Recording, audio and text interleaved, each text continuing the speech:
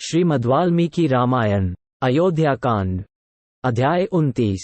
सीता का श्रीराम के समक्ष उनके साथ अपने वंगमन का औचित्य बताना।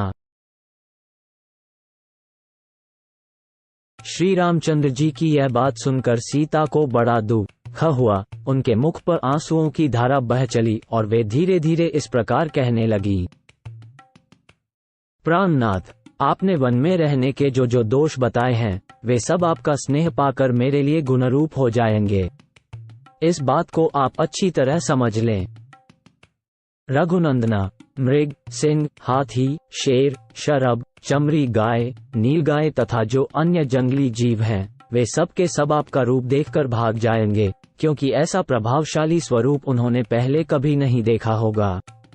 आपसे तो सभी डरते हैं, फिर वे पशु क्यों नहीं डरेंगे? श्री राम, मुझे गुरुजनों की आज्ञा से निश्चय ही आपके साथ चलना है, क्योंकि आपका वियोग हो जाने पर मैं यहाँ अपने जीवन का परित्याग कर दूंगी। रघुनाथ जी, आपके समीप रहने पर देवताओं के राजा इंद्र भी बलपूर्वक मेरा तिरस्कार नहीं कर सकते। श्री राम, पतिव्रता स्त्री अपने पति से वियोग होने पर जीवित नहीं रह सकेगी, ऐसी बात आपने भी मुझे भलीभांति दर्शाई है।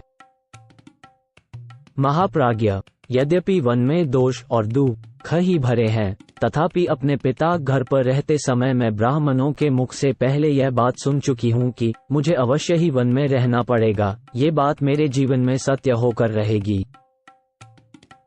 महाबली वीर, हस्तरेखा देखकर भविष्य की बातें जान लेने वाले ब्राह्मणों के मुख से अपने घर पर ऐसी बात सुनकर मैं सदा ही वनवास के लिए उत्साहित रहती हूँ। प्रियतम, ब्राह्मण से ज्ञात हुआ वन में रहने का आदेश एक न एक दिन मुझे पूरा करना ही पड़ेगा, ये किसी तरह पलट नहीं सकता। अतः मैं अपने स्वामी आपके साथ वन में अवश्य चलूंगी। ऐसा होने से मैं उस भाग्य के विधान को भोग लूंगी। उसके लिए ये समय आ गया है, अतः आपके साथ मुझे चलना ही है। इससे उस ब्राह्मण की बात भी सच्ची हो जाएगी।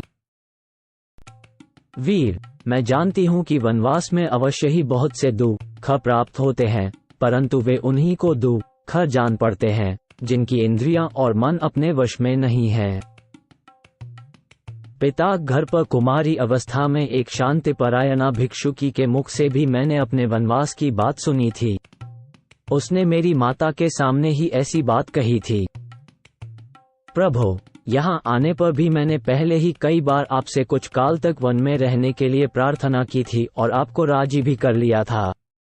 इससे आप निश्चित रूप से जान लें कि आपके साथ वन को चलना मुझे पहले से ही अभीष्ट है।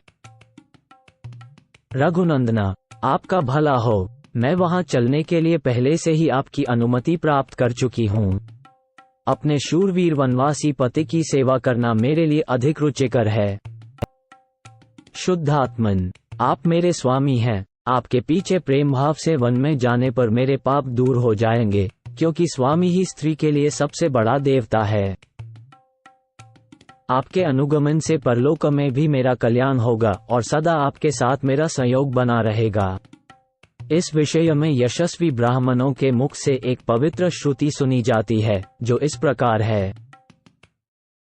महाबली वीर, इस लोक में पिता आदि के द्वारा जो कन्या जिस पुरुष को अपने धर्म के अनुसार जल से संकल्प करके दे दी जाती है, वह मरने के बाद परलोक में भी उसी की स्त्री होती है।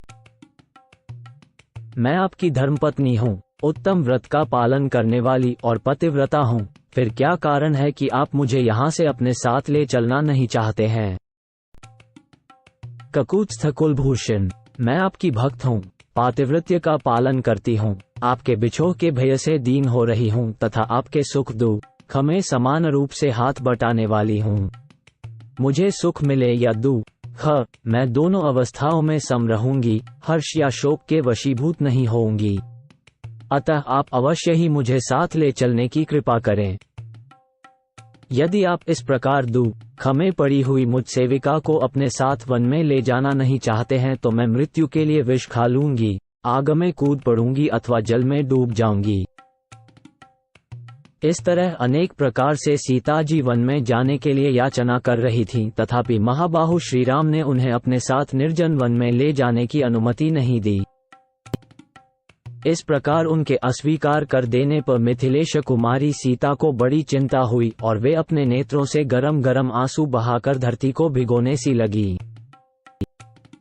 उस समय विदेहनंदिनी जानकी को चिंतित और कुपित देख मन को वश में रखने वाले श्री रामचंद्र जी ने उन्हें वनवास के विचार से निवृत्त करने के लिए भांति भांति की बातें कहकर समझाया।